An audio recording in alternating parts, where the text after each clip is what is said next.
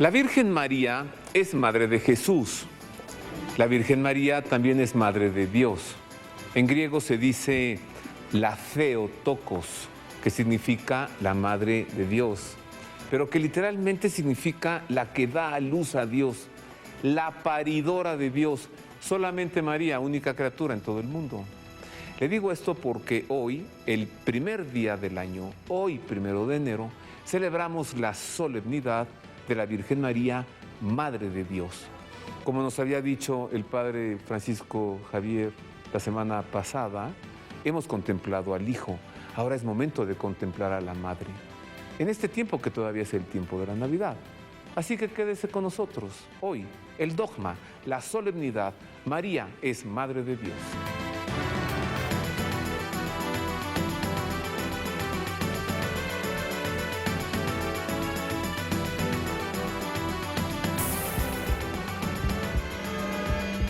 En efecto, queridos amigos, hoy es 1 de enero, hoy es el primer día de este año 2017. ¿Cómo vendrá este año, Marisa? Ay, pues esperemos que bien. Que mejor que el que se acabó ayer. Ay, sí. Bueno, tuvo sus cosas buenas también. Bueno, siempre hay que dar gracias a Dios por el año viejo y sí, que nos... Eso de andarse quejando, ¿no? Sí, ¿verdad? No es bueno, no. ¿Tomaste muchas uvas? Sí, todas. Dije, ¿tomaste? ¿Así ¿con vino? con burbujitas o qué? No. ¿Comiste tus 12 uvas? No, porque tenemos que venir a grabar. Por eso. ¿Cómo que a grabar? A sacar el programa. Sí. Así que entonces te moderaste. Sí. Muy bien. Buena niña, ¿no? Pero ya vio por qué. Porque tenía que venir al programa. Pues claro. Si no hubiera venido toda... Todos nuestros compañeros, mira, aquí, listos al pie del cañón, primer día del año, el mejor staff que hay, en el mejor programa que hay, para el mejor público. Que empezar el año nuevo trabajando, ¿verdad? Sí. Si tú empiezas el año nuevo trabajando, todo el año vas a tener trabajo. Ah, muy bien. Esperemos que tu profecía se cumpla. Sí, vas a ver que sí. Bueno, hoy además de que es el 1 de enero, el primer día de este año 2017, hoy también en la liturgia celebramos la solemnidad de María, Madre de Dios. Sí. Y queridos amigos, antes que cualquier otra cosa, les deseo que este nuevo año 2017 que hoy inicia, lo encuentren lleno del amor de Dios y de su providencia. Es una tradición establecida en la liturgia que el primer día de cada año celebremos la solemnidad de la Virgen María, Madre de Dios, pues todavía en el tiempo de la Navidad es propicio dirigir nuestra atención hacia quien ha dado a luz al Salvador. María es Madre de Dios simplemente porque Jesucristo es Dios. No es necesario buscar un razonamiento mayor que este. Les presento con grande gusto esta breve investigación que hice en torno a la persona de la Virgen María, la Madre de Dios.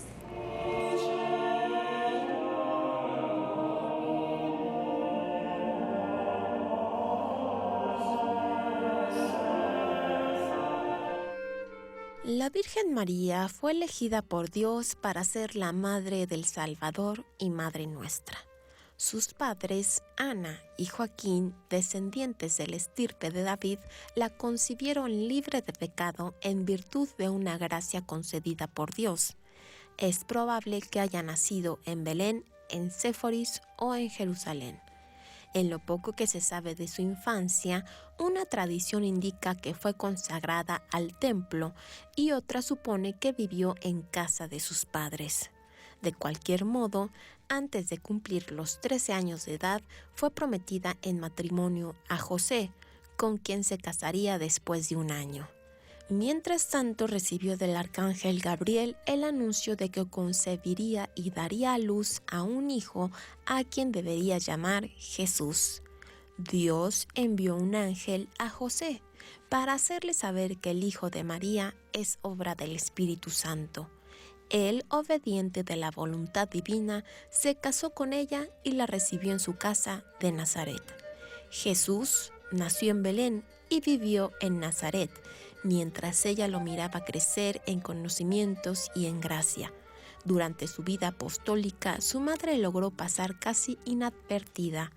Muerto Jesús en la cruz y resucitado, María recibió al Espíritu Santo en compañía de los discípulos el día de Pentecostés.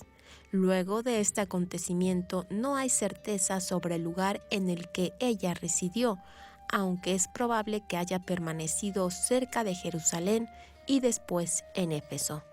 Su muerte, considerada como un sacrificio de amor, pudo haber ocurrido hacia el año 48. Luego de morir, resucitó y fue llevada a los cielos por su divino Hijo en cuerpo y alma. Es dogma de fe creer en su concepción inmaculada, su virginidad perpetua, su maternidad divina y su asunción a los cielos.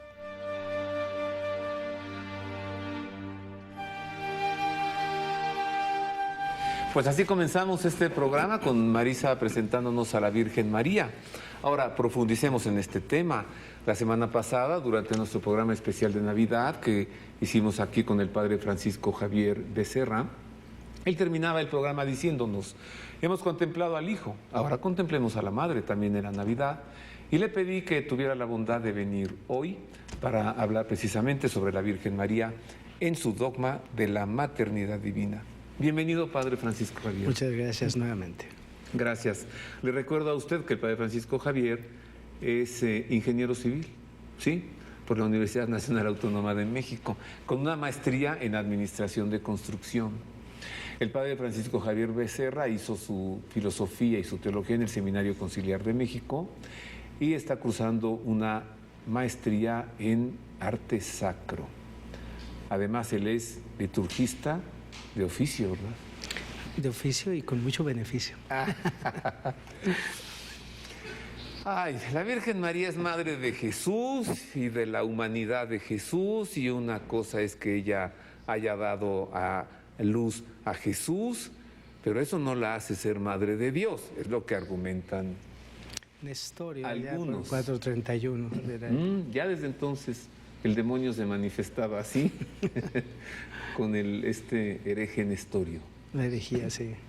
¿Por qué? Nestorio niega la humanidad, la divinidad de Jesús, ¿no? Sí, recordemos que Cristo tiene doble naturaleza, la naturaleza humana y la naturaleza divina. Él asumía solamente la naturaleza humana de Cristo, por tanto María Santísima no es Madre de Dios, ¿no?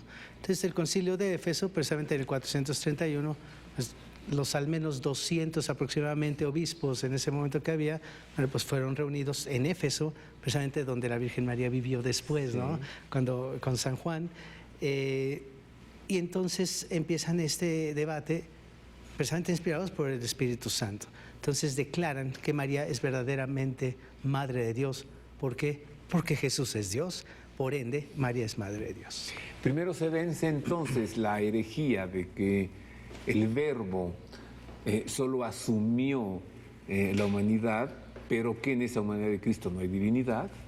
Se derrota esta herejía. Así lo decimos en el credo, ¿no? Sí, de hecho, por supuesto, ahí está. Y por ende, si Jesús es hombre y es Dios, y si María lo da a luz, luego entonces es madre del hombre y es madre de Dios. Ya está. Definitivamente. Ajá. ¿Y ella sabía todo esto, Padre? Sí, adentramos, claro, esto ya sería cuestión de preguntárselo a los dogmáticos, por supuesto, ¿no? A los mariólogos. Ella es la llena de gracia. Si nosotros cuando vivimos o nos esforzamos por vivir en gracia, después de habernos confesado, por supuesto, regresar al estado inicial de esa inocencia inicial que perdemos a veces muy fácil y muy rápidamente. Sin embargo, la vida sacramental y el estilo de vida y el esfuerzo cotidiano de la persona por mantenerse por lo menos en estado de gracia nos ilumina con una fuerza sobrenatural, a veces para saber qué es lo que tenemos que hacer. De pronto, ¿qué debo de hacer? De pronto viene la decisión, ¿no? Es que se da como un don del Espíritu Santo en la paz del corazón ante una decisión que hay que tomar. Ahí está el don, ¿no? Ahora, si eso nos pasa a nosotros, que conocemos o entendemos la voluntad de Dios de pronto en nuestras vidas, lo que tenemos que hacer cuando vivimos en esa gracia, ahora entendamos que ella es la llena de gracia. ¿Cómo no conocería entonces la voluntad de Dios en sí misma, ¿no?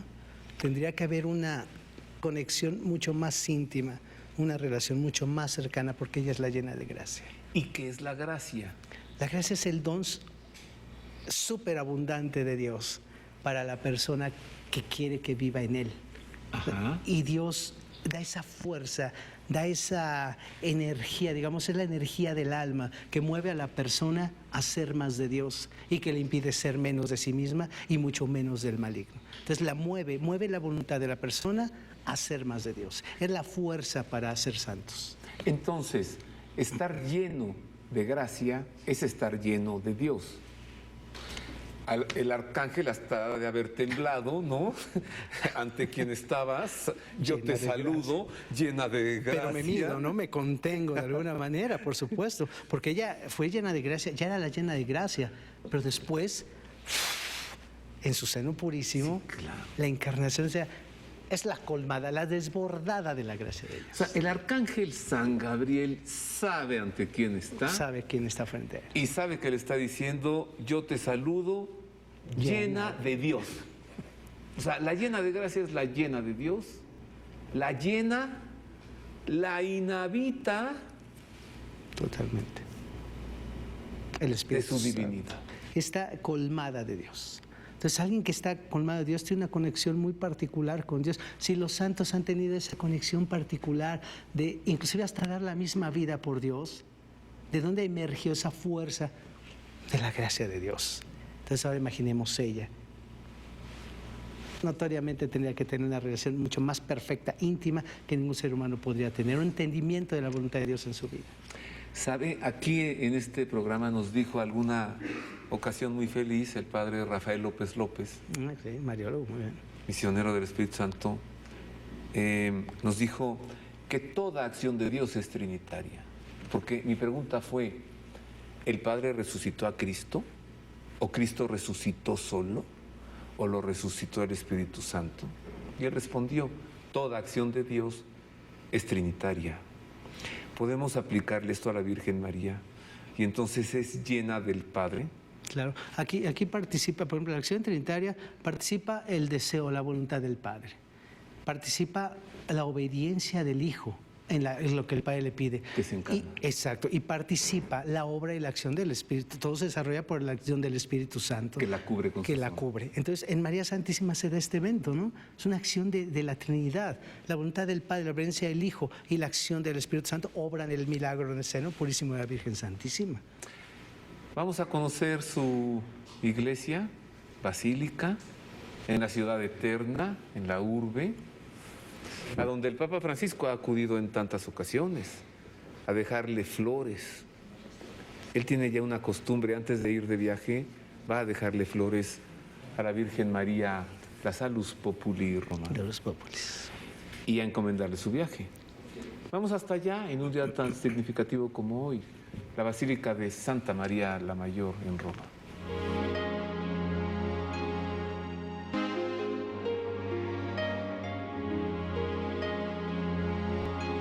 En el año 431, los padres del Concilio de Éfeso otorgaron solemnemente a la Virgen María el título de Madre de Dios.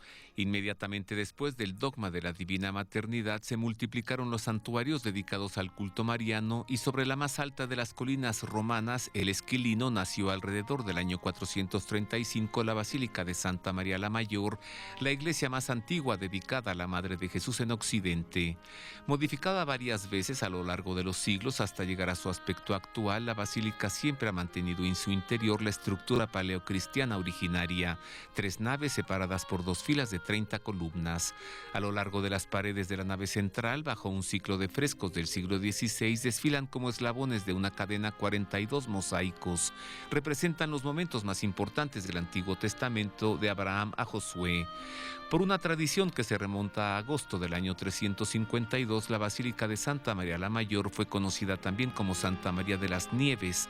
Un acontecimiento excepcional liga el nombre del Papa Liberio a la primera piedra de la iglesia primitiva, como nos cuenta Monseñor Renato Volante, canónigo de la Basílica. La piadosa tradición, que es más que milenaria, cuenta que tuvieron un sueño a la vez el Papa Liberio, que fue papa hacia mediados del siglo IV después de Cristo, y un miembro de una familia de romanos ricos de aquel tiempo que se llamaba Juan. Soñaron lo mismo, erigir un santuario, un templo, una iglesia a la Virgen, y de manera milagrosa cayó una nevada el 5 de agosto. Y sobre esa nieve, el Papa dibujó los fundamentos de la basílica, que después fue construida, regalada por aquella rica familia de romanos. A través de los siglos son muchas las huellas impresas en la basílica por los maestros de la pintura y la escultura, como el cimborrio en forma de templo que está sobre el altar de la capilla realizada por Sixto V, una obra de arte de la orfebrería proyectado por Giovanni Battista Ricci, realizado a finales del siglo XVII. Aquí celebró San Ignacio de Loyola su primera misa en Roma la noche de Navidad de 1538. Frente a la Capilla Sixtina, en la nave opuesta, está la Capilla Paulina, cuyo altar custodia un antiguo y precioso icono mariano. El icono de la Salus Populi Romani es el centro de la basílica y el fin para el que la basílica fue construida. También aquí la tradición piadosa lo atribuye, como muchos otros iconos de la Madre de Dios en el mundo, a la mano de San Lucas, médico y también pintor. Estuvo custodiado durante muchos años en el presbiterio del altar mayor, hasta que el Papa Pablo V construyó la capilla en la que están sepultados él mismo y los descendientes de su familia, para conservar en ella, sobre el altar mayor, el icono de San Lucas, el icono de la Salus Populi Romani, que era sacado en procesión cada vez que había un peligro para la ciudad de Roma y que es patrona de la ciudad de Roma, con seguridad desde hace 400, 500 años. Desde el año 1200 está el pesebre de Arnolfo di Cambio, antiguamente colocado en la Capilla Sixtina de la Basílica y hoy expuesto en el Museo Subterráneo de Santa María la Mayor, una obra encargada por Nicolás IV para rodear la reliquia del pesebre donde fue depositado Jesús recién nacido, unos pocos fragmentos que hoy se conservan bajo el altar mayor. Estas astillas fueron traídas a Roma y hace 250 o 300 años Valadier construyó esta caja de plata regalada por una familia española. Los españoles estuvieron muy vinculados a la basílica y en el siglo pasado, mejor en el XIX, por deseo del beato Papa Pío IX, se construyó bajo el altar mayor una pequeña cripta donde se guardan ahora estas astillas. Mientras veía esta iglesia, Padre Francisco Javier, pensaba, no es gratuidad, claro, que en la Basílica de la Virgen María en Roma esté el pesebre. Lleva lógica, es lógico. Ahí tiene que estar, ahí debe de estar. Ahí debe estar. En Belén está marcado el sitio donde nació Jesús, pero en Roma, allí en la Basílica de la Virgen, el lugar donde ella lo puso después de nacer. Hacemos una pausa, es breve. Regresamos con más de la solemnidad. María, Madre de Dios.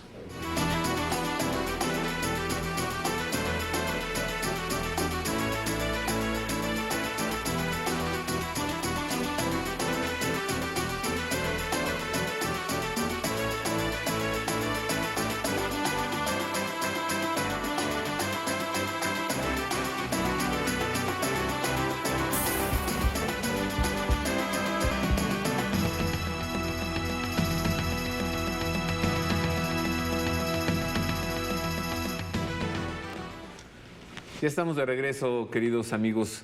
Estoy viendo sus amables tweets, muchas gracias. Es un grande gusto poder platicar también a través de las redes sociales y darles un buen uso a las redes sociales. Ahí está en pantalla la cuenta de Twitter de un servidor, también la cuenta de Twitter de este programa, para compartir información a lo largo de la semana y a lo largo de todo este año que inicia hoy.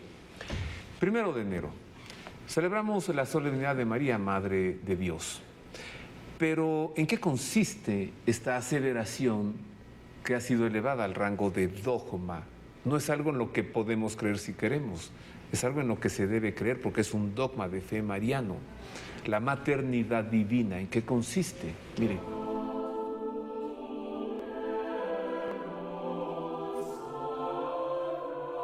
La celebración de la solemnidad de Santa María, Madre de Dios, inició en Roma hacia el siglo VI, probablemente junto con la dedicación, el 1 de enero, de la iglesia Santa María la Antigua en el Foro Romano, una de las primeras iglesias marianas de Roma. La antigüedad de la celebración mariana se constata en las pinturas con el nombre de María, Madre de Dios, o la Theotokos en griego, que han sido encontradas en las catacumbas romanas.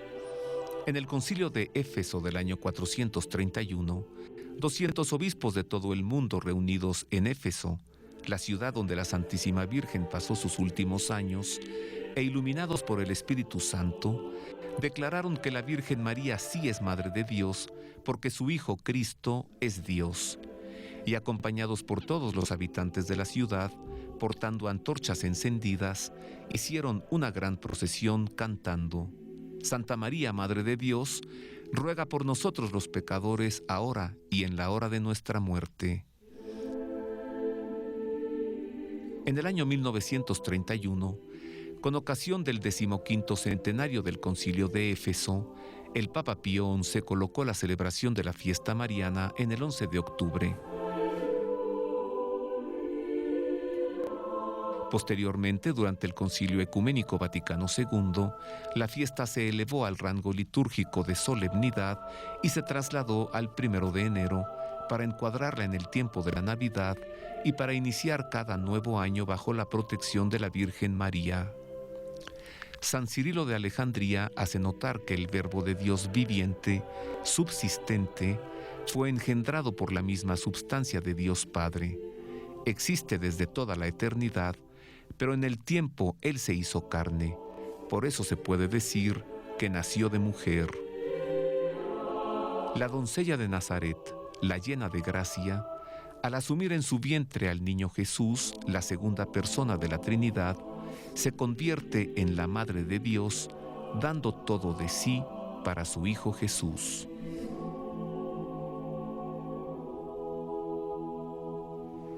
Así que por esto aseguramos que la Virgen María es Madre de Dios. Hace rato le preguntaba al Padre Francisco Javier si la Virgen María sabía todo esto, y usted me respondió con su estrecha relación con Dios. Ahora le pregunto, ¿y el niño Jesús? ¿Desde cuándo habrá comenzado a saber su identidad divina, no? ¿No se lo dijo ella? ¿O? Según la misma cristología, él fue desarrollando su capacidad intelectiva como cualquier niño regular y normal, ¿no? Tuvo que llegar un momento en que él tuvo totalmente noción. Lo encontramos en el templo, ¿no? Cuando se perdió allá en el templo, ahí encontramos una referencia muy clara de que él ya sabía en ese momento. Se presupone tendría 12 años. La conciencia de los niños empieza a despertar precisamente cuando tienen noción de lo que es el bien y lo que es el mal. E incluso hasta la misma catequesis, por eso se da después de los 8 o 9 años, cuando el niño, por ejemplo, para una confesión puede ya determinar lo que es pecado y lo que no lo es, su actitud y su libre elección de haber tomado lo malo y dejado lo bueno para poder declararse pecador. De esta manera, después de los 9 años, se empieza a determinar, la persona empieza a tener conciencia de muchas cosas que no las tenía antes de esa edad. En el desarrollo humano de Cristo, bueno, tuvo que llegar ese momento y tuvo que llevar esa realidad también. Entonces, así que ahí encontramos que él mismo no saben que tengo que hacer la voluntad de mi Padre. Es decir, él ya tenía claridad total de lo que el Padre le había pedido, ¿no? Sí. Las palabras que nos deja San Lucas, su madre lo veía crecer en sabiduría y en gracia. Hay un proceso natural y sobrenatural que se va desarrollando en él, ¿no? Él va conociendo gradualmente quién es él. Porque está esta doble realidad de la sabiduría que viene de lo alto como un don de Dios, que es lo que nos hace entender la voluntad de Dios, entender inclusive las más ciencias teológicas, tener claridad de las nociones teológicas, y la sabiduría del hombre, que es el desarrollo de la capacidad intelectiva a través de la cual unimos, ¿verdad?, la fides et ratio, la fe y la razón, ¿no? Ahí es donde amalgama perfectamente esto y hace que la conciencia del hombre tenga, por la reflexión humana y por el estudio, de dónde partir, pero iluminada por la sabiduría que viene de lo alto. Cristo creció en esa identidad, la realidad humana del desarrollo intelectivo, pero la sabiduría de Dios como Dios que es, ¿no? A ver, vamos a pasarle lista, vamos a puntualizar cuáles son. 1, el dogma mariano, la Madre de Dios, de lo que estamos hablando hoy. ¿Y cuáles son los otros 3? Los 4 dogmas de fe marianos. Miren. Los dogmas de fe correspondientes a la Virgen María son 4: maternidad divina, inmaculada concepción, virginidad perpetua y asunción a los cielos. El dogma de la maternidad divina se refiere a que la Virgen María es verdadera Madre de Dios. Este dogma fue solemnemente definido por el Concilio de Éfeso en el año 431, bajo el pontificado de San Clementino, y confirmado por otros concilios universales, el de Calcedonia y los de Constantinopla. El dogma de la Inmaculada Concepción establece que María fue concebida sin mancha de pecado original. Este dogma fue proclamado por Pío IX el 8 de diciembre de 1854 en la bula Ineffabilis Deus. El dogma de la perpetua virginidad se refiere a que María fue virgen antes, durante y perpetuamente después del parto. La Sagrada Escritura es abundante en referencias a que ella es la virgen que concebirá y dará a luz un hijo. El dogma de la Asunción se refiere a que la Virgen María, luego de su vida terrena, fue elevada en cuerpo y alma a la gloria celestial. Este dogma fue proclamado por Pío XII el 1 de noviembre de 1950 en la Constitución Munificentissimus Deus. La Virgen María no debe ser objeto de culto de adoración o latría, pues la adoración solo corresponde a Dios, aunque sí se le honra de una manera especial llamada hiperdulía o veneración mayor, a la que se da a los santos del cielo, quienes son objeto de culto de dulía o veneración. La Reina del Cielo también es nombrada con los títulos de Madre de la Iglesia y Madre de los Hombres. Así que, Padre Francisco Javier, Madre de Dios, maternidad divina, virginidad perpetua, concepción inmaculada y asunción en cuerpo y alma. Todo lo que la gracia y la virtud de la Inmaculada Concepción tendría que ser llevado, ¿no? Si así entró al mundo, así tenía que salir del mundo, ¿no? ¿Murió? Durmió. Queremos pensarlo de esta manera. Aquella que es la llena de gracia y que no conoció pecado, porque la muerte es consecuencia del pecado. Al no tener pecado, bueno, viene este ámbito de la dormición. Se duerme en el Señor, digámoslo, y es asunto a los cielos, y entonces es engrandecida, glorificada totalmente. Cuando al término de su vida terrena, dice el catecismo, ¿no?, sutil, para no escribir tras su muerte, ¿no? Si Cristo murió, ¿cómo no habría ella de morir, no? ¿Pero qué? Es un momento tan breve. Digamos, en la parte dogmática, sabemos, ¿verdad?, por dogma, el momento de la muerte física de la persona viene la decisión final de la salvación o la condenación. Aunque sea salvación, hay que pasar al purgatorio, ¿no? El lugar de la purificación, el lugar donde yo más bien diría es un lugar de mayor esperanza, porque no habrá un lugar de mayor esperanza, sino en el momento que te estás arreglando, poniéndote el traje de bala, pero ya está tu visión viendo hacia dónde vas. Entonces tiene que ser el purgatorio un momento de tanta esperanza, ¿verdad? Sí, un poco de incertidumbre, de que ya quiero estar ahí. Sí, espérate. Acá te pone el traje de gala, vamos a arreglar, pero ya tu mirada está puesta ahí. María Santísima no tenía que pasar por ningún purgatorio, ¿no? Eso nos toca a nosotros, pero a ella a lo mejor, pasó a rescatar a los que estaban en el purgatorio, porque vemos en la iconografía sagrada, inclusive a la Virgen Santísima rescatando a las almas del purgatorio. La Virgen de la Luz, que Nuestra Señora de la Luz, horroroso, ¿no?, que fue mi primera santa patrona, mi primera rectoría, por cierto. Efectivamente, rescatando a las almas del purgatorio, ¿verdad?, y él llevándolas al cielo. Y luego, ¿qué tal la Virgen del Carmen con la promesa? Con la promesa del escapulario, ¿no? O sea, ahí tenemos precisamente parte de la misión de la madre. La madre finalmente custodia, rescata a los hijos y hace todo por el hijo. Y los rescata hasta del purgatorio. Mire, nos gusta hablar de su ternura, ¿no? De su maternidad, de su protección, de su intercesión, es abogada nuestra, todo esto, pero ahora al platicar con usted, padre, me doy cuenta de la necesidad de hablar de su fortaleza, de la fuerza con la que Dios la ha de haber dotado para soportar que a su niño se lo arrancaran para clavarlo en una cruz. No, bueno, yo no sé cómo no murió ella allí junto a la cruz. Solo nos habla de su fuerza. Humanamente es un momento desgarrador a mí. Yo creo que todos los sacerdotes que nos ha tocado de pronto hacer la exequia, la misa exequial del cuerpo de un bebé recién nacido o de un niño pequeño de 3 años, 5 años, y ver el rostro de la madre desgarrado por ver al hijo en un ataúd, es algo que no hay palabras para hacerlo. Translucir el dolor de la madre, no hay palabras, pero aquí viene el gran pero. Aquí no hablamos de cualquier mujer, ajá, hablamos de la llena de gracia. Ajá. Y la fortaleza que ella tuvo fue la fortaleza de los santos, la fuerza de la santa entre los santos, que impulsó inclusive al hijo en el momento crucial del dolor, que fue la fortaleza de él en el momento crucial de la prueba. María no era la mujer derrotada al pie de la cruz. Nuestra Señora de los Dolores sufrió el dolor de la madre, pero era la llena de gracia y no podía, ella no olvidó que era la llena de gracia. Y la fuerza, la fortaleza de la madre sosteniendo al hijo al pie de la cruz no era la mujer derrotada, era la mujer con todos los dolores en el corazón, pero firme y contemplando la voluntad eterna del Padre cumplida en su Hijo. Y todo el derredor de la Virgen María, con todos los presentes, tuvieron que contemplar la fuerza, la cobardía de los mismos apóstoles, encerrados en el cenáculo. Ella fue la fuerza, y viene el Pentecostés, la fuerza y el don, pero ella no era la mujer derrotada, era la mujer de la fuerza, la mujer que compartió el dolor, hijo, pero desde la fuerza, desde el sitial donde ella erguida, como la madre que tenía que ser.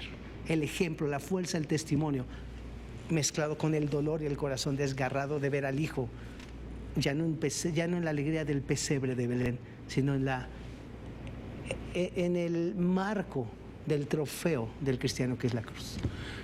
Con razón, Padre Francisco Javier. Dios nos ha dado una madre a cada uno de nosotros, pero con razón, por esto que usted dice, quieren ahora tener una madre fuerte, más de lo que se imaginan, amorosa, más de lo que son capaces de concebir. Les voy a compartir mi madre a ustedes también, ¿no? Y es madre de Dios y madre nuestra, sin merecerla a nosotros, ¿no? A veces estamos como acostumbrados a significar o entender la relación de la ternura con la fragilidad y la debilidad. En el caso de la Virgen María, la ternura no va unida a ninguna fragilidad, ninguna debilidad, sino a la seguridad de la fuerza que emana de ser la llena de gracia.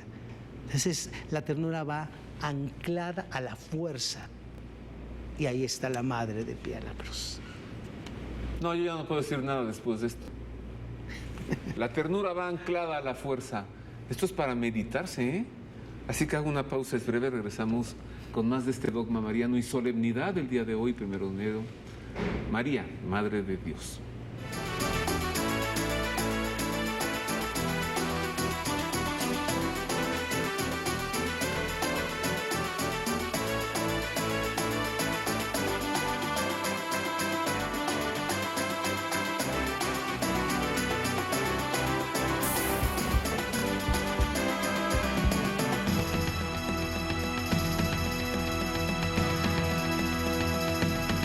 Continuamos, queridos amigos, hoy en este primer día del año 2017. Que sea un año lleno de fe, de esperanza y de amor. Todo lo demás seguro vendrá. Pero fe para conocer lo que por la inteligencia y la razón no podremos conocer. Esperanza para seguir adelante. Porque cuando nuestra historia nos diga que no, Dios nos dice que sí, y esto es lo que nos mueve, y de amor para poder hacer lo que queramos, porque, como dice San Agustín, ama y entonces haz lo que quieras, ¿no?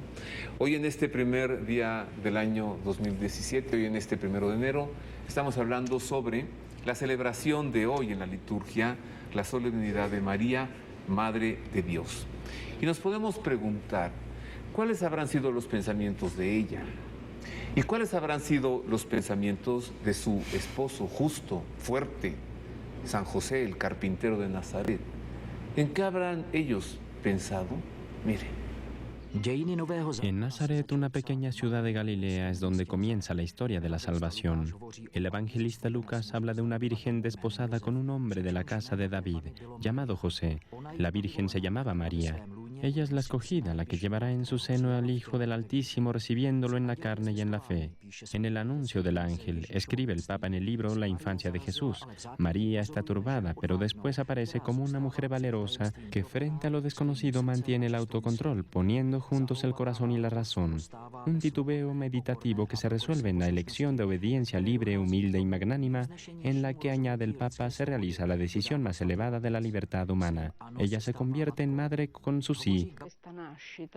Este nacimiento que María acepta, a pesar de ser virgen, no conozco varón, dice María, contiene una carga subversiva por la que ella dice, derriba del trono a los poderosos, enaltece a los humildes, a los hambrientos los colma de bienes y a los ricos los despide vacíos. Esto es lo que hizo el desheredado, el humilde, el oprimido, encontrarse en estas palabras una posibilidad, una esperanza para él. Me viene a la mente Antonello de Massina, que la representa muy bien con su guardar las cosas en el corazón, y después, cuando los padres van a recoger al niño que se había puesto a disputar con los doctores del templo, también allí aparece su temor muy legítimo de madre, que aún no ha comprendido lo que será de su hijo. Un Jesús de 12 años está en el templo discutiendo con los sabios. María, como madre, se muestra preocupada, pero en la respuesta del hijo, ¿por qué me buscas? ¿No sabes que tengo que estar en las cosas de mi padre? Comprende que tiene que dejarlo libre para cumplir la misión que le ha sido confiada. Otra vez, pues, ese sí, una vez más, es el aquí estoy, a Dios, que se repite en la vida de María desde la Anunciación hasta la cruz, el momento más doloroso y difícil de una madre, un momento vivido en la total obediencia de la fe, en la humildad profunda, dejando que la fe y su amor tan grande por el Señor vivan en ella. Un modelo de responsabilidad, sostiene Gabriela Caramore, también para las madres de hoy.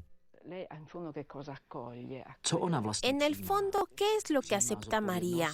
Acepta la responsabilidad de este hijo, del que no sabe qué será, al que efectivamente después tampoco comprende cómo ocurre a los padres que no entienden a sus hijos y que después tendrá el gran dolor de saber que este hijo será condenado injustamente. Mucho de esto no se dice, salvo en el Evangelio de Juan, pero este rasgo de responsabilidad de traer hijos al mundo, de acompañarlos, pero también dejarles crecer, dejarles emprender su camino, su vida, es un rasgo de María, es acompañarlo en un crecimiento de libertad. ¿Qué tal lo que habrá pensado la Virgen María, lo que habrá pensado San José y lo que habrán pensado Padre Francisco Javier, cuando el niño les va dando esta respuesta en el templo, ¿no? A mí que me dicen, no saben que yo tengo que ocuparme de las cosas de mi padre y San José. ¿Cómo me recuerdas? ¿Cuánto lo habrá querido San José, verdad? Un amor. Ahí, hace rato decía yo este ámbito de la mujer fuerte, ¿no? La ternura con ello. San José es un verdadero hombre, es la virilidad por la ternura que emana de él al contemplar al Hijo de Dios. Ahí está la verdadera fuerza de la virilidad de un verdadero hombre que es San José. Un hombre a carta cabal. A carta cabal, pero desbordado en la ternura de contemplar al niño, al hijo que no es suyo, pero lo ama como si fuera suyo, y lo contempla como se contempla, como contemplamos al Santísimo en la Eucaristía, como lo contemplamos expuesto en las horas santas. Así dijo San José, asombrado. San José tuvo que ser el hombre del asombro total. Tuvo que ser el hombre asombrado, absorto totalmente, que contempló. Es el hombre de la contemplación. Le pregunto una cosa complicadita. ¿Es un predestinado San José?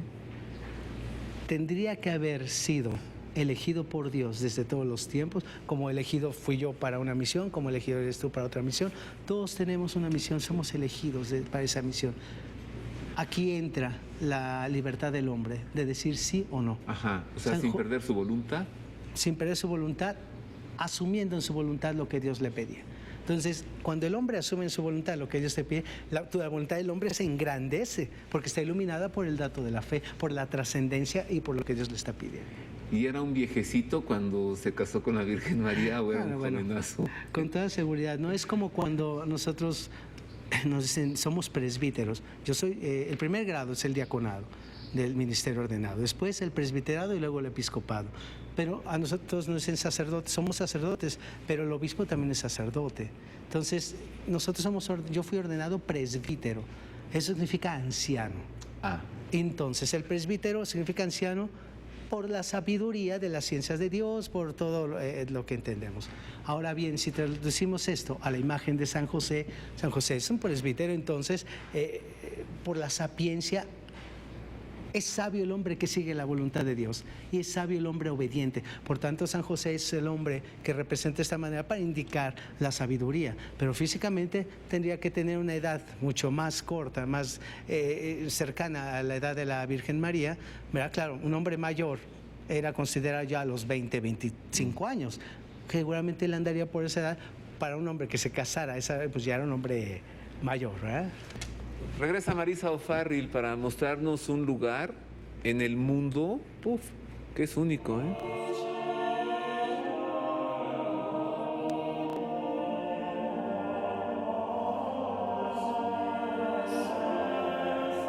Ya estoy de regreso, queridos amigos, ahora para darles a conocer un lugar fascinante, único en el mundo, vinculado estrechamente a la Virgen María. Pues se trata de la casa en la que ella vivió, pero no en Nazaret, sino en otra ciudad, a donde acompañó al apóstol San Juan, a quien el Señor quiso confiársela a su cuidado. Resulta que en la antiquísima ciudad greco-romana de Éfeso, actualmente en Turquía, se encuentra una gran montaña donde se hallaron los restos de la casita de la Virgen María, en la que vivió acompañada por San Juan. Ambos evangelizaron a los efesios y su conversión fue inmediata, pues podemos imaginar con cuánta elocuencia habrá hablado ella misma de su divino Hijo Jesús. Pues bien, gracias a la televisión podremos viajar enseguida hasta Éfeso para conocer el lugar donde estuvo la casa de la Virgen María, Madre de Dios. La casita de la Virgen María es un sitio religioso, cristiano, católico, situado en un parque natural que está cerca de la ciudad antigua de Éfeso, a 7 kilómetros de Selçuk, una ciudad en el distrito de Esmirna, en Turquía, donde la más antigua y general tradición de la Iglesia señala que la Virgen María había vivido aquí los últimos años de su vida tras la persecución de los cristianos en Jerusalén. La casa de la Virgen es una edificación muy pequeña en forma de letra T. Está conformada por una habitación y una cocina y mantiene su interior muy simple, de una forma que no tiene decoraciones sobresalientes, solo algunas imágenes de la Virgen María y varias velas. Uno de los días más concurridos es el 15 de agosto, día de la Asunción de la Virgen. Se dice que el manantial que pasa por debajo de la casa de la Virgen tiene propiedades curativas y muchas personas aseguran de varios milagros que han ocurrido debido a ellas. Este lugar de peregrinación es visitado desde 1896 por peregrinos cristianos de todo el mundo, pero también mantiene una gran importancia y santidad para los musulmanes, pues María es presentada en el Corán como la única mujer que no ha sido tocada por el demonio. En 1950, el dogma de la Asunción de María fue definido en Roma por el Papa Pío XII y lo declara como lugar de peregrinaje. Porque San José le puso a la Virgen María una muy buena casa en Nazaret. Y habrá trabajado a veces doble para dejarle un buen patrimonio y que no estuviera pobrecita. Y él sabía que iba a ser una viuda, ¿no? Y sin otro hijo más que Jesús, que tenía todo este plan, le dejó un buen patrimonio y una buena casa. Sí, habría que recordar que, por ejemplo, los oficios en tiempos de Jesús eran las grandes profesiones de hoy, ¿no? Por ejemplo, entonces el ser carpintero, cuando denominan que no es este el hijo del carpintero, a lo mejor en la actualidad un oficio está disminuido porque están las altas profesiones, ¿no? Sin embargo, cuando decir es el hijo del carpintero, era de una connotación de un cierto rango, porque aparte San José, ¿de qué linaje venía, no? De David. De David, por tanto tendría un linaje real. El ser carpintero implicaba para él un oficio de una envergadura, de un renombre, de una categoría, y por tanto, seguramente la posición social que podían tener, la que nosotros vemos, pues sí era la humildad, efectivamente era la humildad, pero porque había abandonado todo para salir huyendo. No tenía nada porque salió huyendo, pero precisamente si lo vemos esta realidad más antropológica de la idea que San José, si era un hombre santo, tendría que tener la previsión y la provisión de dejar bien colocada en ese aspecto a la Virgen y a Jesús. Otra gran enseñanza que nos deja San José, pues ya ve usted, gracias a que Marisa nos la presentó, la casa en Nazaret que le dejó San José a la Virgen y esta que pocos conocen, su casita en Éfeso. ¿Qué habrá sido de la pobre diosa Artemisa, no?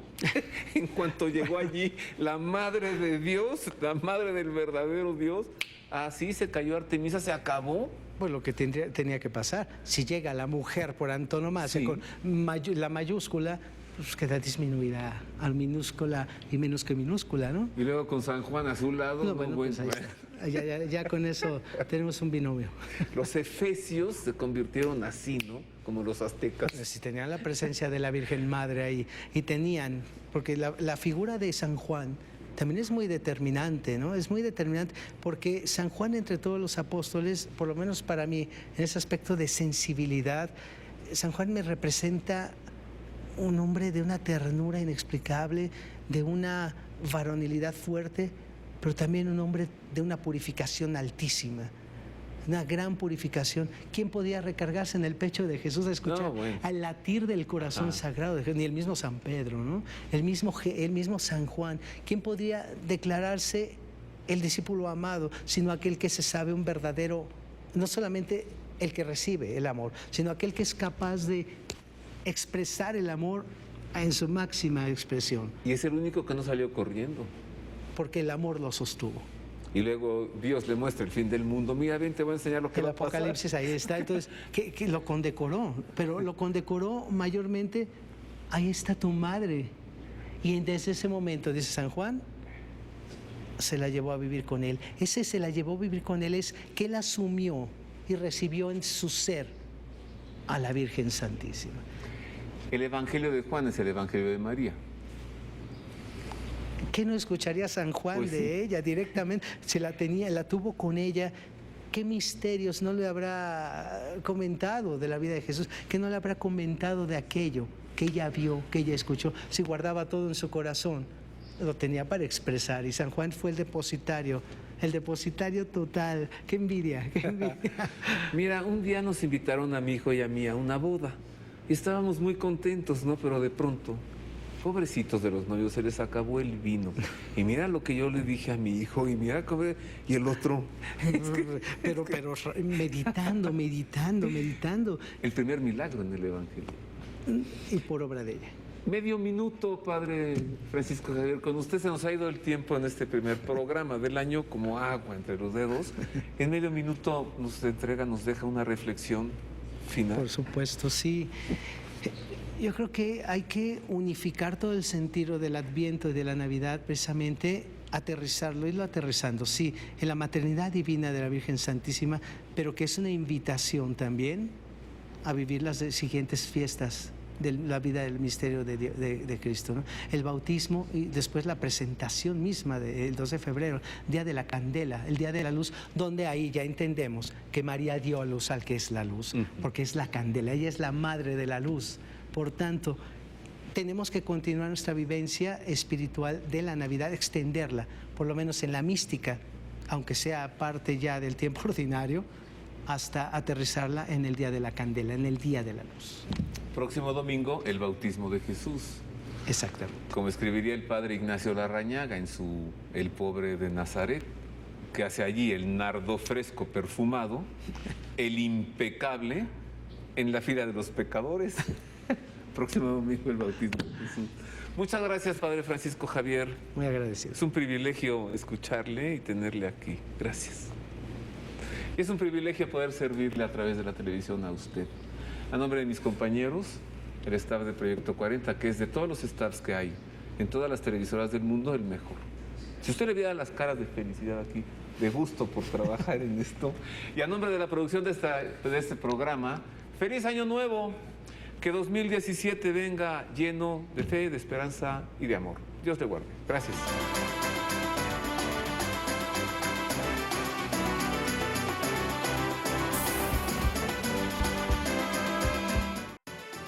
...2016 ha sido un año que se vio marcado por tristezas, por conflictos severos en todo el mundo, pero también un año marcado por alegrías, por anhelos y por sueños cumplidos.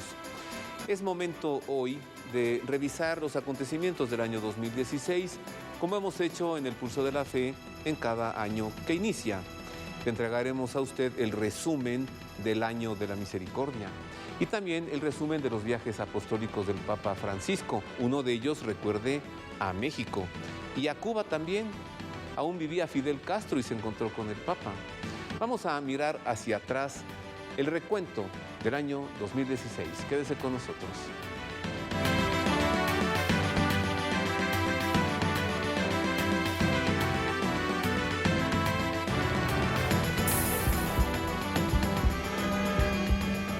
Es un grande gusto saludarle en este segundo programa del año 2017. Es un grande gusto saludarle a nombre de mis compañeros, el equipo de producción y el staff técnico de Proyecto 40 y desearle un año nuevo lleno de Dios, lleno de fe, de esperanza y de amor. Son nuestros deseos. Bueno, hoy, además de revisar los acontecimientos del año 2016, le entregaremos una gran noticia. La Universidad Pontificia de México abre sus puertas a los laicos, a todo aquel que quiere conocer y profundizar la teología y acercarse al conocimiento de Dios de una manera seria y formal. La Universidad Pontificia de México ya no solamente para seminaristas, religiosas y sacerdotes, también para todos los laicos que quieran conocer la teología. De esto le informaremos hoy. Revisemos entonces los acontecimientos de 2016. Comencemos con el mensaje para la Jornada Mundial por la Paz que se celebró el pasado 1 de enero. El Papa Francisco centró su mensaje en la no violencia.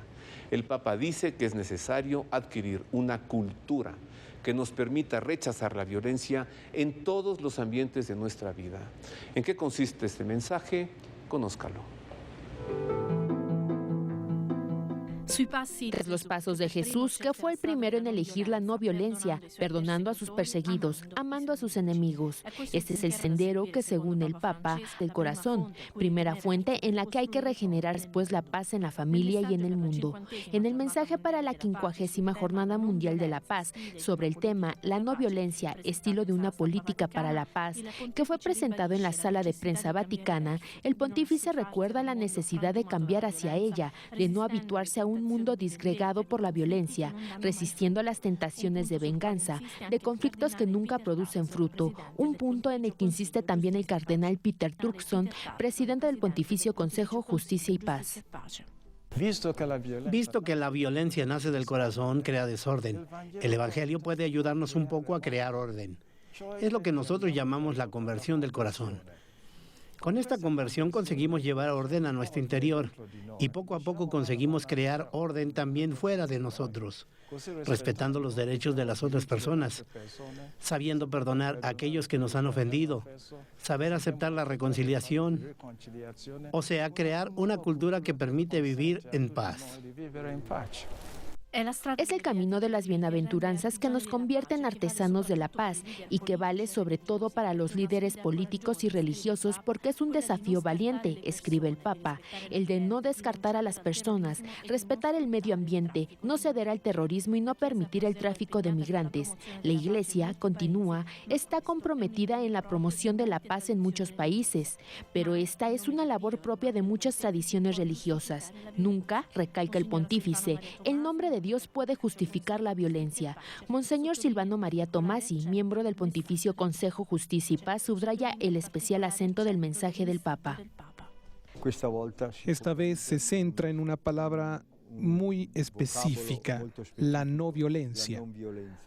Lo hace porque en las estructuras internacionales donde está presente la Santa Sede o mediante las peticiones de mediación que se dirigen directamente a la persona del Papa, se ve y se intenta llevar adelante un aspecto nuevo de las relaciones internacionales, o sea, el respeto de los derechos de todos. De esta manera, abrir la puerta a un tipo de diálogo y de relaciones internacionales que está basado no en la fuerza, sino en el derecho, en la capacidad de poner de hecho en práctica el gran mandamiento del Evangelio, que es amarse los unos a los otros.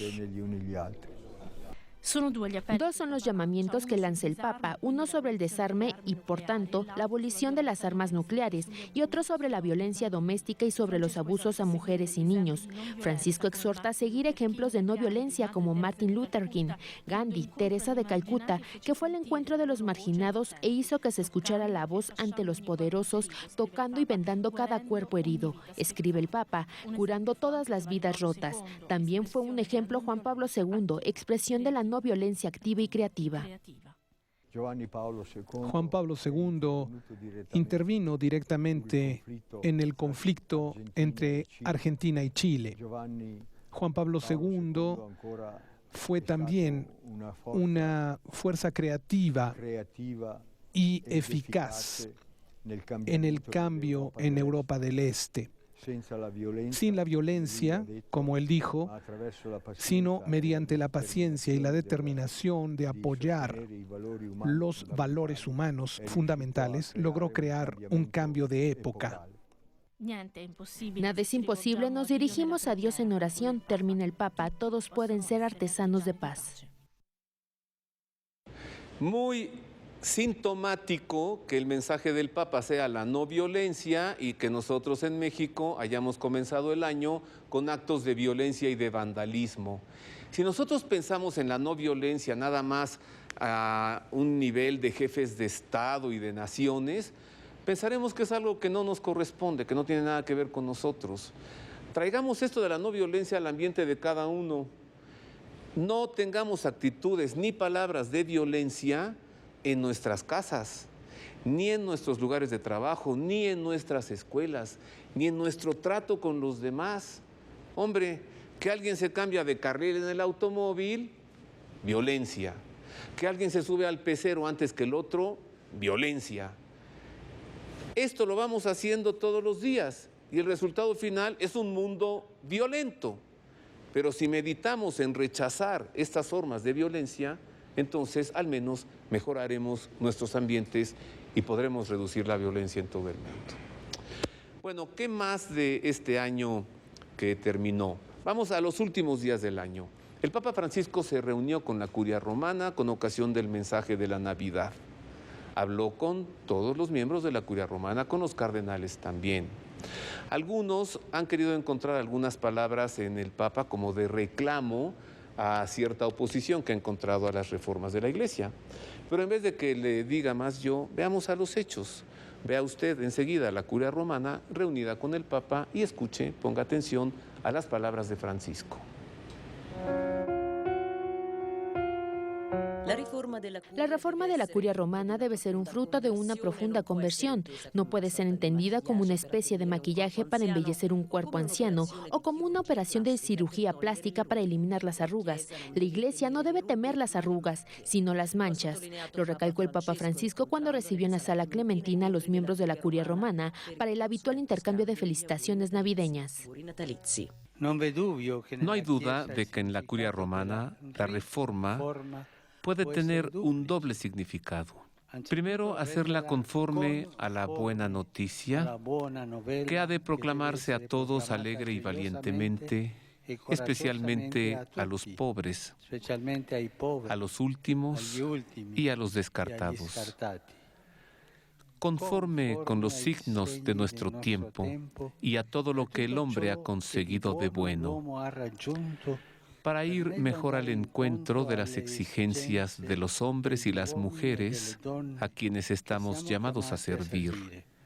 Al mismo tiempo, se trata de hacer la curia más conforme a su finalidad, que es la de colaborar en el ministerio propio del sucesor de Pedro.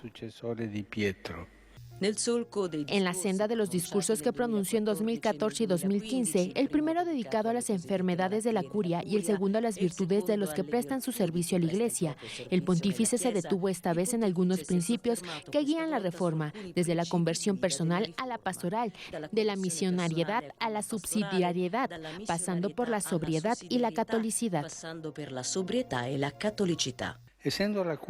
Como la curia no es un aparato inmóvil, la reforma es sobre todo signo de la vivacidad de la Iglesia en camino, en peregrinación, y de la Iglesia viva.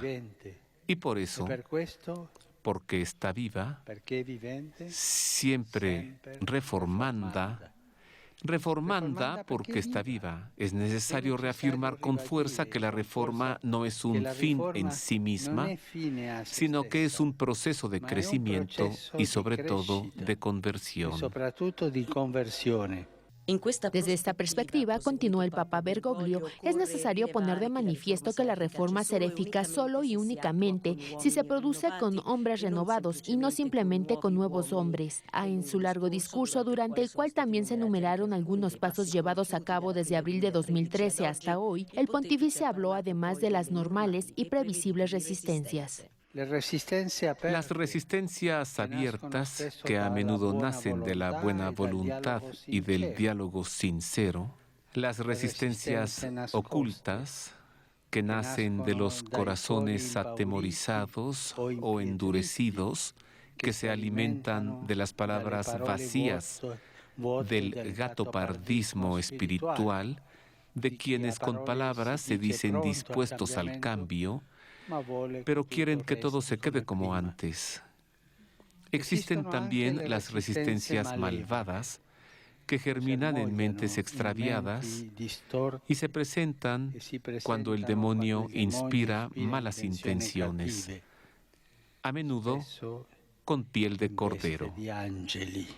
Auspiciando la valoración del papel de la mujer y de los laicos en la vida de la Iglesia, como también una política de formación permanente del personal para evitar la oxidación de la rutina, el Papa Francisco, por último, recordó que el centro de todo es Cristo, signo de humildad amante de Dios, que decidió nacer pequeño para ser amado, y es que la lógica de la Navidad es la subversión de la lógica mundana y de la lógica del poder. El mundo está cansado y debilitado porque se esfuerza por superar al que es el más grande.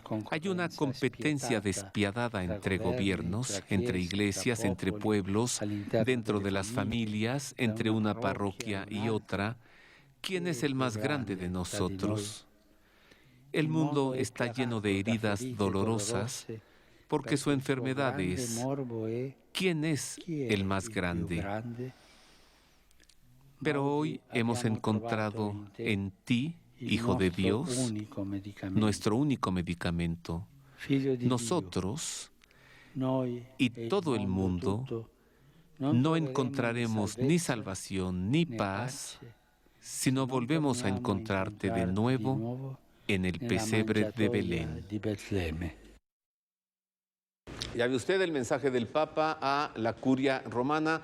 Ahí veíamos al cardenal Burke, quien fue uno de los 4 autores de la dubia o las dudas que se le presentaron al Papa.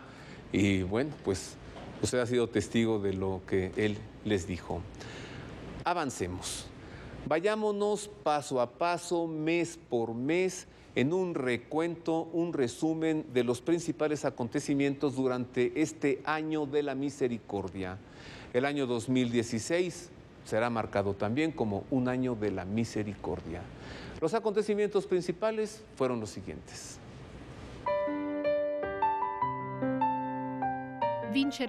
Vencer el sentido de la indiferencia hacia el prójimo que lleva a tratar al ser humano como mero objeto de compraventa y que lleva a desinteresarse de la humanidad de los otros. Desde el discurso de principios de 2016 al cuerpo diplomático acreditado ante la Santa Sede, en pleno Año Santo Extraordinario, el Papa Francisco traduce sus propias reflexiones en exhortaciones a la misericordia hacia los pobres, los marginados, los inmigrantes. No nos podemos permitir perder los valores y los principios de humanidad, de respeto por la dignidad de todas las personas, de subsidiariedad y de solidaridad recíproca, aunque estos puedan suponer, en algunos momentos de la historia, una carga difícil de llevar. En el mensaje de Pascua, con la bendición Urbi et Orbi, Francisco recuerda la tragedia de los conflictos armados a gran escala, desde Siria a Irak, desde la crisis palestino-israelí a Ucrania. Reclama soluciones políticas para proteger a las víctimas, especialmente a los más vulnerables. Lo repite anticipando el mensaje para la jornada del migrante y el refugiado, con atención a los menores, en especial a los no acompañados. Al recibir en mayo el premio Carlomagno, concedido por su labor a favor de la paz y la reconciliación en Europa, el pontífice expresa su deseo de que el viejo continente no considere como un delito al inmigrante o desfavorecido. Estamos invitados a promover una integración que encuentra en la solidaridad su manera de hacer las cosas, el modo de construir la historia. Una solidaridad que no puede confundirse nunca con limosna, sino como creación de oportunidades para que todos los habitantes de nuestras ciudades y de muchas otras ciudades puedan desarrollar su vida con dignidad. Frente a los atentados y a la violencia extremista que el verano pasado en Rouen, en Francia, asesinó brutalmente al anciano sacerdote Jacques Hamel en la misa de la mañana en la Casa Santa Marta en septiembre, ante una delegación de fieles de aquella zona, Francisco habla de los cristianos asesinados y perseguidos porque no reniegan de Jesús. El padre Hamel, dice traducido al francés, es un ejemplo de valentía. Debemos rezarle. Es un mártir. Y los mártires son beatos. Debemos rezarle. Que nos dé la mansedumbre, la fraternidad, la paz.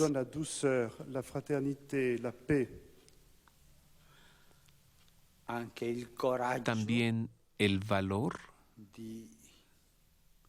de decir la verdad. Asesinar en nombre de Dios es satánico. Pero hay cristianos, indica también el Papa Francisco, que no salen de sí mismos para abrirse a Dios. En la vigilia pascual, en la Basílica Vaticana, ora para que el Señor nos libre de ser cristianos sin esperanza. A ella encomienda el Papa el futuro de los presos en el jubileo dedicado a ellos. La esperanza no puede faltar, porque una cosa es lo que merecemos por el mal realizado, pero otra cosa es el respiro de la esperanza, que nadie ni nada puede sofocar. Nuestro corazón siempre espera el bien. Esto se lo debemos a la misericordia con la que Dios viene a nuestro encuentro, sin abandonarnos nunca. Y, en el fondo, es la misma esperanza que embebe la Amoris Laetitia, la exhortación apostólica que recoge los resultados de los sínodos sobre la familia. El pontífice confía en la alegría del amor que nace del encuentro con Cristo para acompañar, discernir e integrar con misericordia a todas las familias.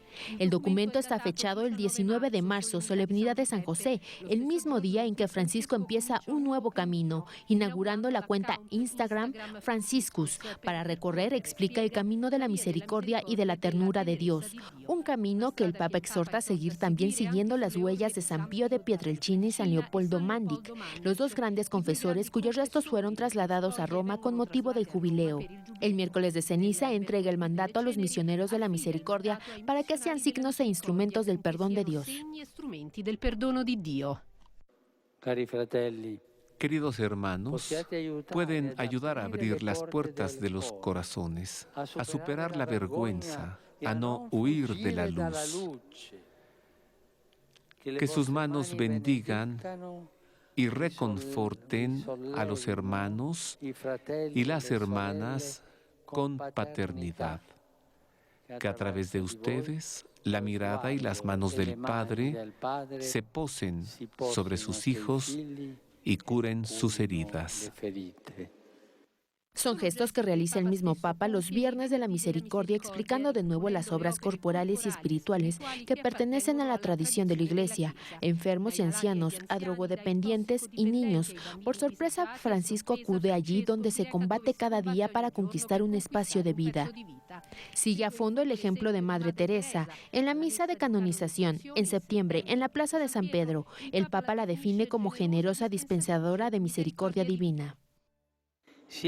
Se inclinó sobre las personas extenuadas, dejadas morir al borde de las calles, reconociendo la dignidad que Dios les había dado.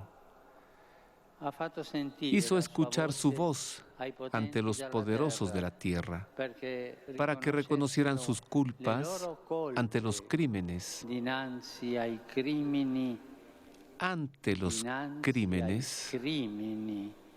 de la pobreza creada por ellos mismos. A los mismos excluidos que amaba Madre Teresa les invita el pontífice en el aula Pablo VI. Pide perdón por los cristianos que miran a otra parte ante la pobreza. Después, en ocasión de su jubileo, denuncia que hoy se descarta demasiado a menudo a la persona humana. Y es grave que nos habituemos a este descarte. Hay que preocuparse cuando la conciencia se anestesia y ya no hace caso al hermano que sufre a nuestro lado o a los problemas serios del mundo que se convierten solo en insistencias ya escuchadas en los sumarios de los noticiarios. El Año Santo está a punto de terminar y el Papa Francisco, el 20 de noviembre, realiza el último acto formal, cierra la puerta santa de la Basílica Vaticana, mientras 70,000 personas siguen la misa conclusiva desde la explanada de la Plaza de San Pedro. Están presentes también los 17 cardenales creados en el consistorio el día anterior. Después del Ángelus, firma la Misericordia et Misera, la carta apostólica que recuerda que con la clausura del jubileo extraordinario se ha inaugurado un tiempo sin límites en el que los creyentes están llamados a celebrar y vivir la misericordia en todas sus comunidades. Un año con sus 365 días tiene 8,760 horas y hoy estamos haciendo un resumen a una hora. El año 2016 resumido en una hora. Y usted acaba de ver en 8 minutos un resumen informativo de los acontecimientos principales vinculados con el Año de la Misericordia. Hacemos una pausa, es breve, regresamos para recordar los viajes de Francisco por todo el mundo, incluido México.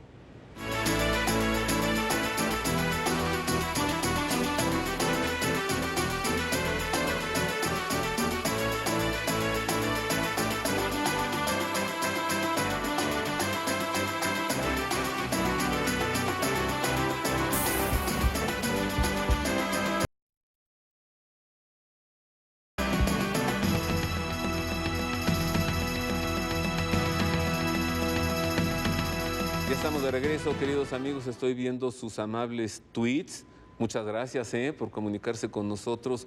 Uno de los tweets de esta semana, maravilloso, el que envió, por ejemplo, Monseñor Alfonso Miranda, quien es el secretario general de la Conferencia del Episcopado Mexicano.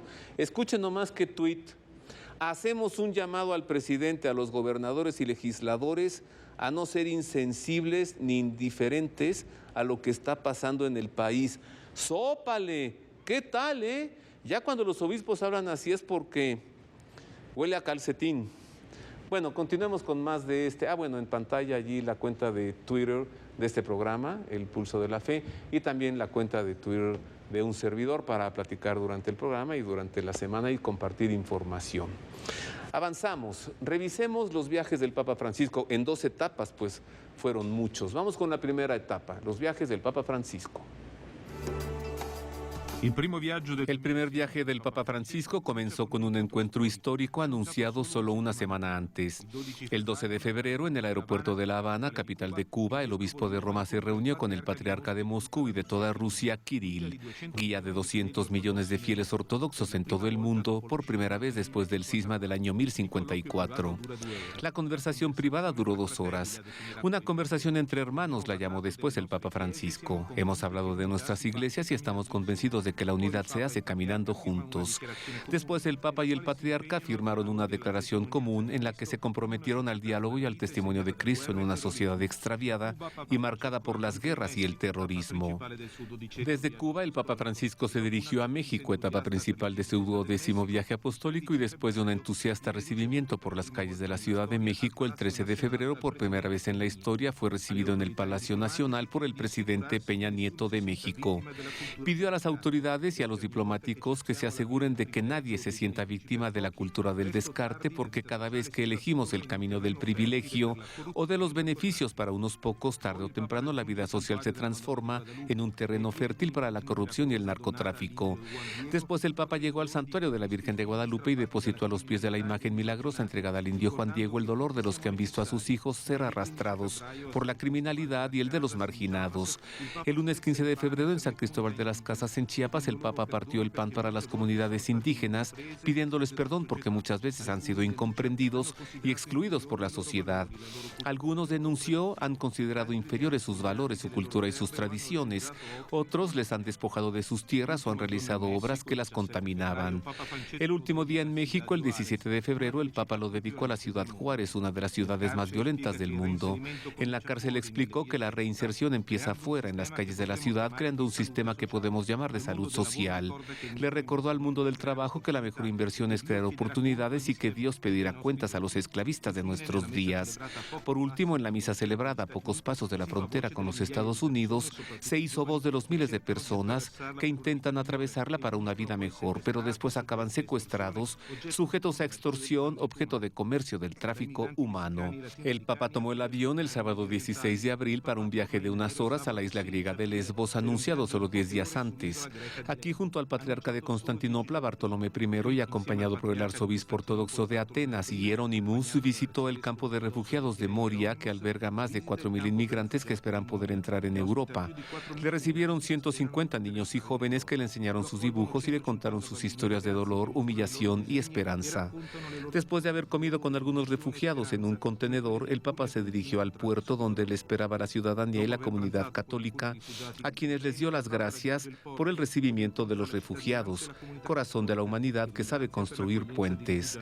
Como conclusión de la visita, los 3 líderes religiosos arrojaron al mar 3 coronas de laurel mientras oraron por todos los que en esas aguas han visto naufragar todos sus sueños y pidiendo a Dios que nos despierte del sueño de la indiferencia. No solo palabras. En el vuelo que le devolvió a Roma, el Papa recibió a 3 familias de refugiados de Siria, 12 personas en total, 6 de ellos menores, que fueron huéspedes del Vaticano con la ayuda de la comunidad de San Egidio. 2 meses más tarde, Francisco volvió a viajar y el 24 de junio llegó a Ereván, la capital de Armenia, primera etapa de un viaje en 2 partes al Cáucaso por la paz y el diálogo ecuménico, que en septiembre le llevó a Georgia y Azerbaiyán. Se dirigió de inmediato a la Catedral Armenia Apostólica, donde oró con el católico Óscar Ekin II por la unidad entre los cristianos. Visitó después al jefe del Estado armenio en el Palacio Presidencial y habló ante las autoridades del gran mal, el genocidio de hace 100 años contra los armenios. Al día siguiente, el Papa rezó por todas las víctimas de aquella locura en la colina de las Golondrinas, colinas donde una llama eterna arde rodeada de 12 lápidas inclinadas de basalto. La jornada se cerró en la Plaza de la República en Yerevan con un encuentro ecuménico y la oración por la paz. Francisco pidió a todos que no se dejen absorber por la fuerza engañadora de la venganza y rezó para que se retome el camino de la reconciliación entre el pueblo armenio y el turco y la paz brote también en Nagorno-Karabaj. El viaje finalizó el 26 de junio con la divina liturgia en el Palacio Apostólico de Etmiadzin. Antes de dejar Armenia, el pontífice visitó el monasterio de Korvirap en la frontera con Turquía y a los pies del monte Ararat. Allí, con el católico Oscarequín II, liberó 2 palomas, deseo de paz y fraternidad entre los pueblos. Qué bonito es recordar, ¿no?, el viaje apostólico a México que comenzó en Cuba. En La Habana firmaron una declaración conjunta Francisco y Kirill, el patriarca ruso ortodoxo, un documento maravilloso de un gran contenido en el que ambos, tanto el Papa como el patriarca, se oponen determinantemente al aborto. Qué bueno es recordar. Avancemos. La segunda etapa de los viajes de Francisco en este año ya extinto 2016. El 27 de julio, Francisco estuvo en Cracovia para la 31ª Jornada Mundial de la Juventud a la sombra de San Juan Pablo II, quien fuese durante 15 años arzobispo de Cracovia y creador de las Jornadas Mundiales de la Juventud. Acompañado por el entusiasmo de miles de jóvenes y fieles polacos, llegó en el papamóvil al Babel y en el patio interior del Castillo Real recordó a las autoridades que el fenómeno de las migraciones requiere un suplemento de sabiduría y de misericordia. Tras el encuentro con los obispos polacos en la catedral, Francisco llegó al arzobispado y desde allí dirigió el primero de los saludos desde la ventana a los numerosos jóvenes reunidos en la calle, como antes lo hiciera San Juan Pablo II y también Benedicto XVI.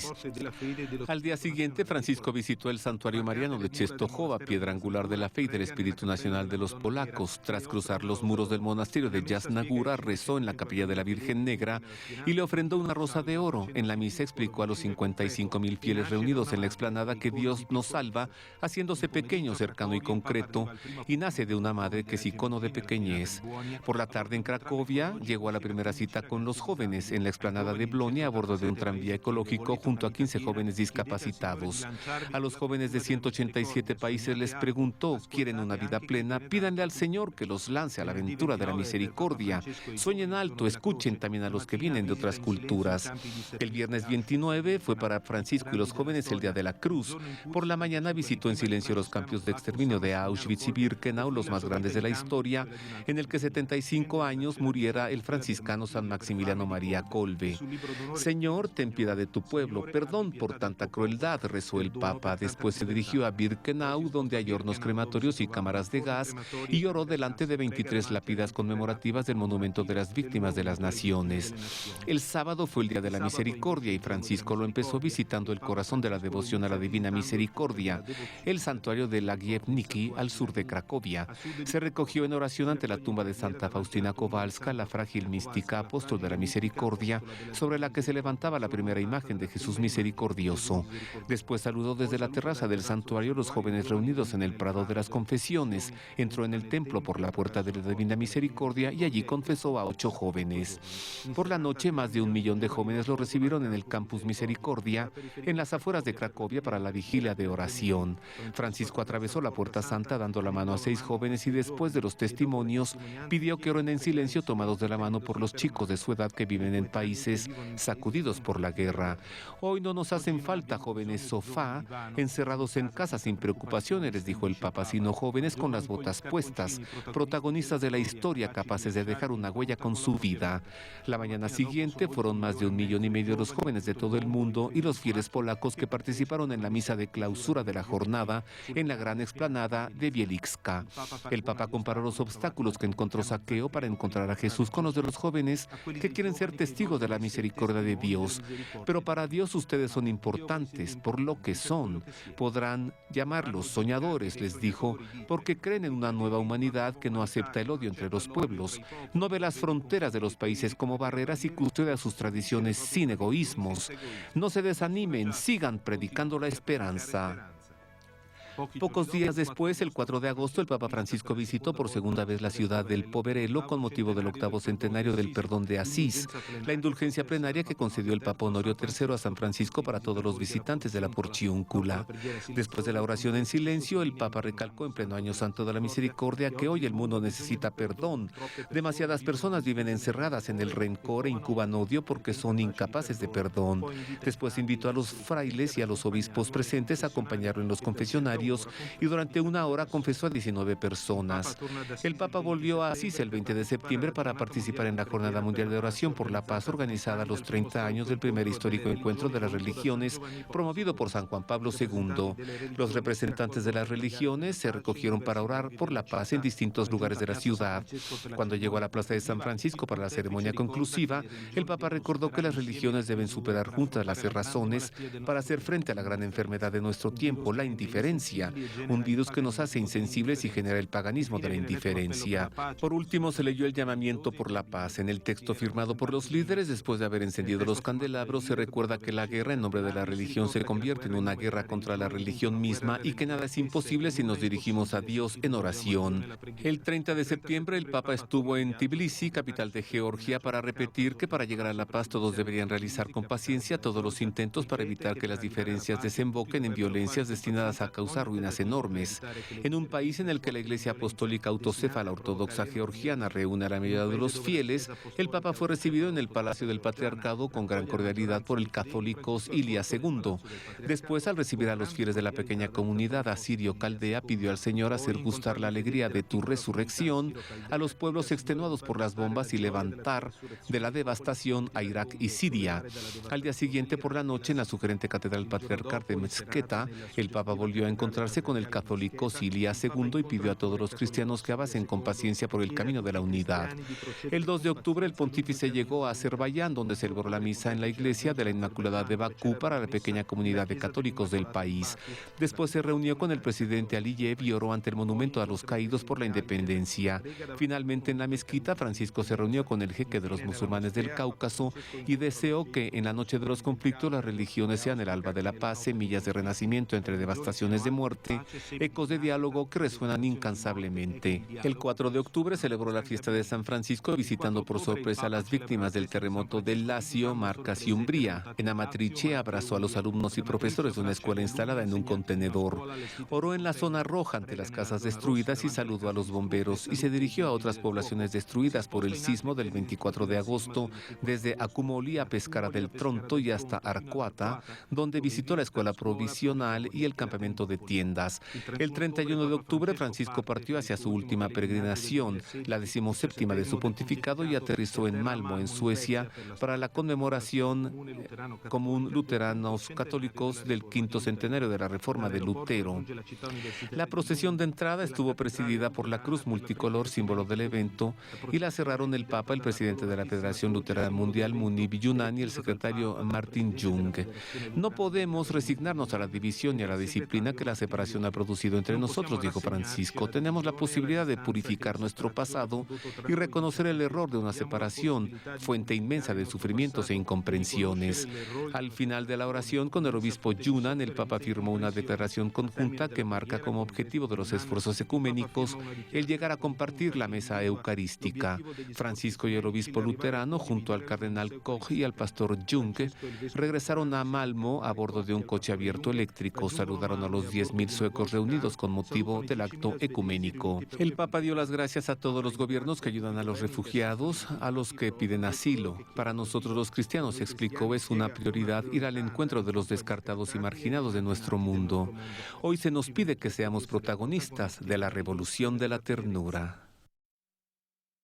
La segunda etapa de los viajes del Papa Francisco, que culminó en Suecia con su encuentro con la comunidad luterana mundial.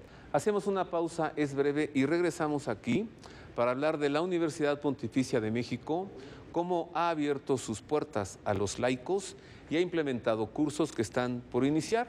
Digo, para que usted se vaya enterando y para que pueda tener una formación teológica sana, recta, justa, como deben ser las cosas. Vuelvo con esto después de una pausa.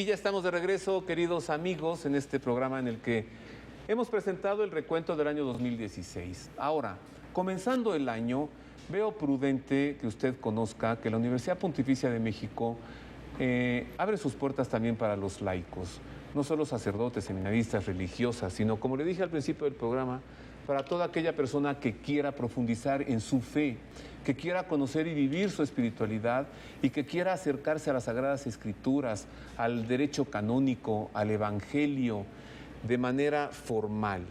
Aquel que quiera profundizar en la teología cristiana. Y para ello recibo hoy con afecto, y mire, dígame usted, si no ha abierto la universidad sus puertas a todos los laicos, ya no hay obispos aquí, ya no hay sacerdotes, ya no hay alzacuellos, 3 hermosas damas, las 3 docentes, profesoras y coordinadoras de área en la Universidad Pontificia de México. Las recibo con afecto y voy a presentar a cada una de ellas. Junto a un servidor, Marisela Reyes Gutiérrez, ella es coordinadora del diplomado de coaching. Ya nos dirás, what's that, ¿no? Claro que sí. Coaching. También recibo con afecto a María Alejandra González Ortega. Ella es coordinadora del diplomado de bioética. Bienvenida, Alejandra. Gracias. Y Ginette Andrea Álvarez Satizábal es docente y tiene a su cargo el área de participación ciudadana. No, bueno. Y conciencia social. Creo que nos tienes que enseñar mucho. Participación ciudadana y conciencia social. Conciencia social. Bienvenida, Ginette. Muchas gracias. Es una cosa nueva que la Universidad Pontificia abra para los laicos, pero sí es una cosa nueva que están por comenzar sus cursos. Bueno, ¿qué es coaching? Bueno, coaching es una metodología que recientemente tiene en el mundo un promedio de 35 años en su ejercicio. No es algo nuevo, es algo que emerge de las escuelas de la psicología como tal. Y bueno, es una práctica que lo que ayuda es acompañar a otra persona a que mejore su desempeño en cualquiera de sus áreas, ¿no? En la Universidad Pontificia estamos preocupados porque la práctica de coaching se lleve de buena manera, porque lamentablemente en el sector o en el medio hay malas prácticas. Lo que ofrecemos en la Universidad Pontificia es que la gente sea profesional en el área y que de verdad ayude a los demás en un acompañamiento de aprendizaje en donde pueda potencializar sus mejores habilidades, ¿no? No es una práctica en donde aplaudamos y hagamos circo de esto, sino sí es una metodología con sustento teórico y metodológico que permite que la persona, ya sea docente, sea un ejecutivo o una persona que desea acompañar a otra a que logre sus metas, pueda hacerlo. O un padre de familia. O un padre de familia. O un hijo. Es correcto. O un esposo. Es un actuar frente al otro de una manera diferente, pero sí tiene un sustento teórico, metodológico. No es de que yo cuando escucho que el padre del coaching, la verdad, no, porque la Escuela de la Psicología habla muy claro de estas habilidades y destrezas que tenemos para ello. Y entregándose este diploma de la Universidad Pontificia de México, supongo, vinculado con el mensaje del Evangelio. Es correcto, ¿Sí? Es correcto. Y sobre todo esta parte humanista que la universidad promueve, que seamos congruentes, ¿no? en este actuar con el otro. María Alejandra, yo los sábados que voy a tomar mis clases, porque yo voy, tú sabes, no hay sábado que no me tope contigo, ¿no? Y entonces un día le dije a Alejandra, bueno, ¿tú qué? Me dijo, yo me he tomado todos los diplomados en esta universidad. Así es.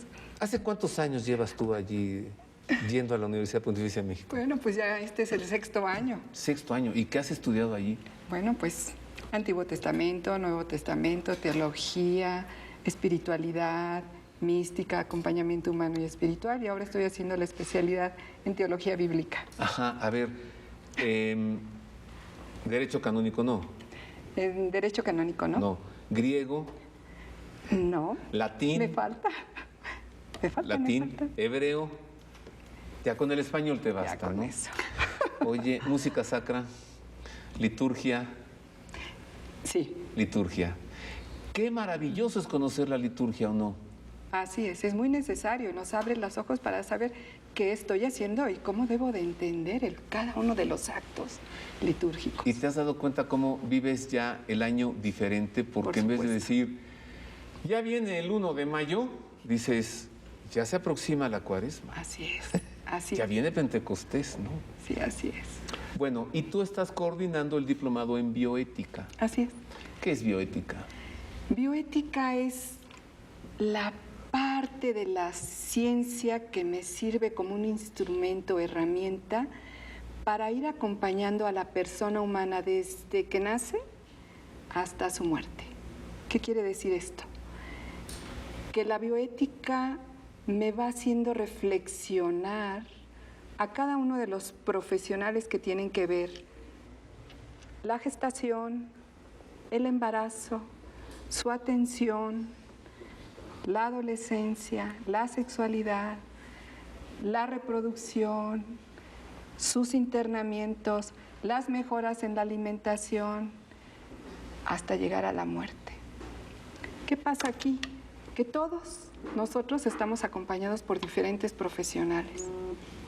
Un ejemplo, vamos a tomarlo, la gestación. ¿Cuántas personas, médicos, enfermeras, administradores de centros de salud no tienen el concepto claro de persona humana? No lo tienen. Saben que es un feto que van a atender de una persona cuando quiere abortar y lo utilizan así. No se dan cuenta que desde la concepción es una persona. Esa persona la tengo que cuidar y preservar todo el camino, desde que nace hasta que muere.